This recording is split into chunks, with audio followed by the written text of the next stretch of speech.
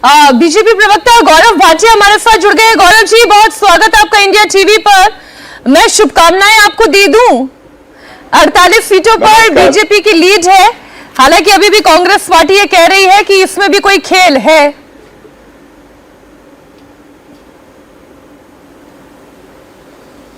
मीनाक्षी जी, आपका हक है, शुभकामनाएं आप दे सकती हैं। बधाई तब दीजिएगा जब परिणाम में सभी रुझान परिवर्तित हो जाए।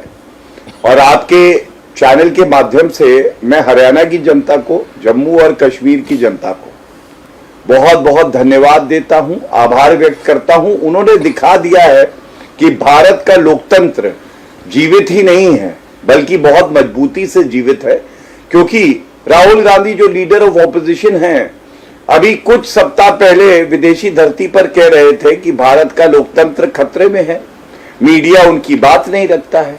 लेकिन हरियाणा की जनता ने यह दिखाया कि 52 साल बाद हैट्रिक लगा दी है भारतीय जनता पार्टी ने, और जो ईमानदारी से उनकी सेवा करेगा उनको आशीर्वाद देगी जनता। आज जनादेश से यही स्पष्ट होता है। एक बात मैं और कहना चाहूंगा, हरियाणा की जनता ने राहुल गांधी को एक और बात बताई है, जलेबी जो है वो फैक्ट्री में नहीं बनती है। जलेबी जो है ईमानदार हलवाई अपनी दुकान पे बैठ के बनाता है।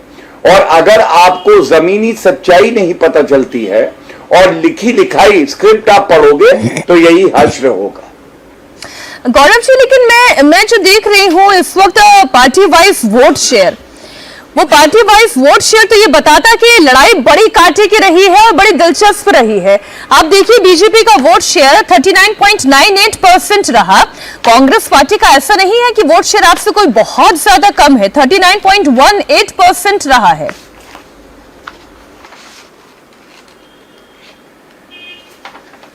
देखिए मीनाक्षी जी, ये नहीं कहा जा सकता है कि वोट शेयर में तो वो आसपास है। हमारे यहाँ जो चुनावी प्रक्रिया है उसमें जो व्यक्ति सीट जीतता है उसी के आधार पे बहुमत पाके सरकार बनाता है।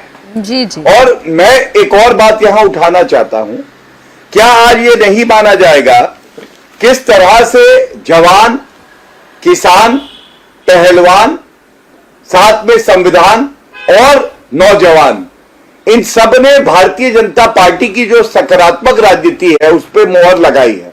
और आपको मैं एक बात और बताता हूं मीनाक्षी जी, याद करिए विदेशी धरती पर जब राहुल गांधी ने बोला था कि आरक्षण खत्म कर देंगे, वो जो उनका वक्तव्य था ना, वो जनता ने पकड़ लिया, क्योंकि कांटे की तरह चुभा जो पिछड़ा समाज है उसको, और उन्होंने वोट की चोट दी है इनको।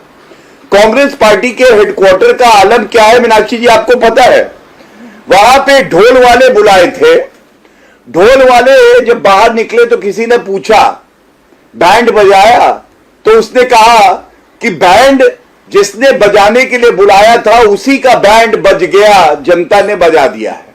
और ये मैं इसलिए विनम्रता से कहता हूं, 9 बजे कह रहे थे लोकतंत्र अच्छा है, 12 बजे जब पिछड़ गए तो रणदीप सुरजेवाला, जयराम रमेश और पवन खेड़ा कहने लगे कि इलेक्शन कमीशन ऑफ इंडिया को प्रभावित किया जा रहा है।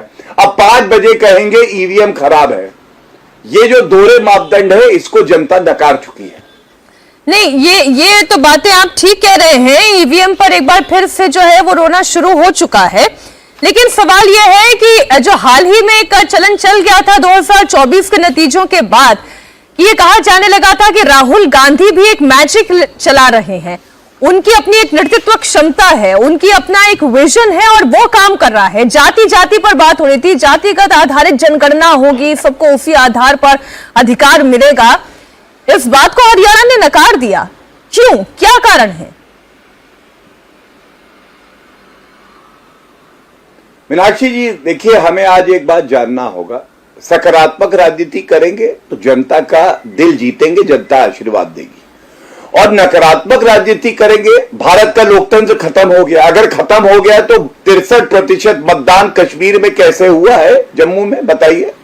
आप कहेंगे मीडिया हमारी बात नहीं रखता, और मैं देखता हूं राहुल गांधी के सारे वक्तव्य, भाषण चल रहे होते हैं। आप कहेंगे न्यायपालिका एक व्यक्ति चला रहा है, लेकिन न्यायपालिका आपके पक्ष में फैसला देती है तो अच्छी हो जाती है।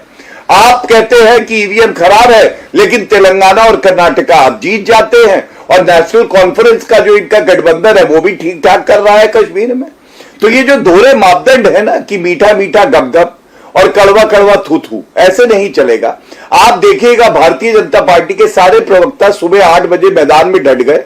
हमसे पूछा गया 9-10 बजे कि आप पीछे चल रहे हैं। हमने कहा कोई बात नहीं, जनादेश कुछ भी आए सर माथे पर है, जनता ने आदेश दिया है, मानेंगे। कांग्रेस पार्टी का चरित्र सामने आ गया।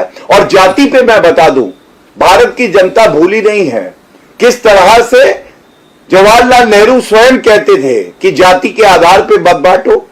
इंदिरा गांधी ने विरोध किया जो है आरक्षण का, और मंडल कमीशन की रिपोर्ट जब पेश हुई तो राजीव गांधी ने विरोध किया उस रिपोर्ट का। उन्होंने कहा बुद्धू आ जाएंगे सारे सरकारी नौकरी में। और राहुल गांधी से मैं पूछना चाहूंगा, 2011 का कास्ट सेंसस हुआ, 2011 का कास्ट सेंसस सार्वजनिक क्यों नहीं किया था? 4 साल थे उनके पास। तो क्या है ये धोखा देना जो है, यही कांग्रेस पार्टी का डीएनए और चरित्र है। और आज भारत की जनता हो, हरियाणा की हो, कश्मीर जम्मू की हो, वो सब चाहते हैं सकारात्मक राजनीति हो, विकास की राजनीति हो, जो नरेंद्र मोदी जी करते हैं, भारतीय जनता पार्टी करती है।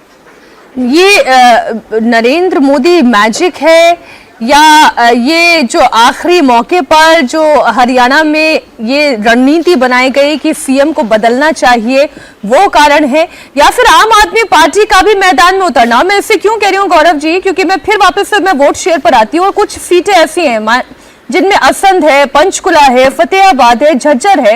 ये वो सीटें हैं जहां आम आदमी पार्टी एग्जैक्टली उतने नंबर्स लेकर आ रही है जितने नंबर कांग्रेस पार्टी को कम पड़ रहे हैं।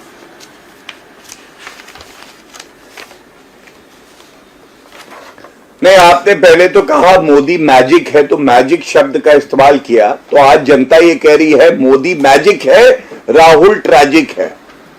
राहुल गांधी जहां जाते हैं वो कांग्रेस पार्टी को हराते हैं, क्योंकि उनकी जो विचार है वो जनता को नहीं भाते हैं। और मीनाक्षी जी देखिए, आप लोकतंत्र में हमारे कोई दिक्कत नहीं है, मीडिया में भी कोई दिक्कत नहीं है, इंडिया टीवी अपना काम कर रहा है, हम लोग सेवा करने के लिए हम अपना काम कर रहे हैं। अगर कहीं पे प्रॉब्लम है, कहीं पे फॉल्ट है, कोई डिफेक्टिव है, तो वो डिफेक्टिव प्रोडक्ट कांग्रेस पार्टी का है। और मुझे बड़ा दुख होता है, आज इस मंच से हमें ये बात उठानी चाहिए, जब परिणाम और रुझान आपके पक्ष में थे तो वाह वाह वाह, अब आप कह रहे हैं कि इलेक्शन कमीशन ऑफ इंडिया पे दबाव है।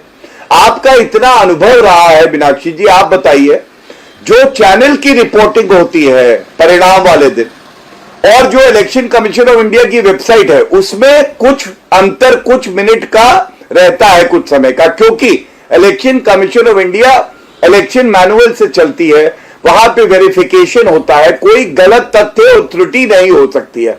अब इसको भी आज एक मुद्दा बना दिया कांग्रेस पार्टी ने, ये कितना उचित है?